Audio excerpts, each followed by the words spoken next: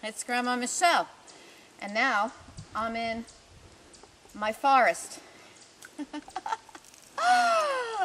Yes, I have many acres, probably about 35 acres of beautiful open forest land that you can walk through and enjoy. If you need a cane, go with the cane, and by the time you come out, you'll be throwing away the cane because you'll have your fantasy and you'll be able to dance and run around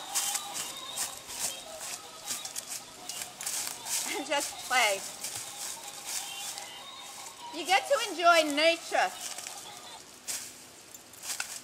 You get to sit on a stump, meditate, contemplate.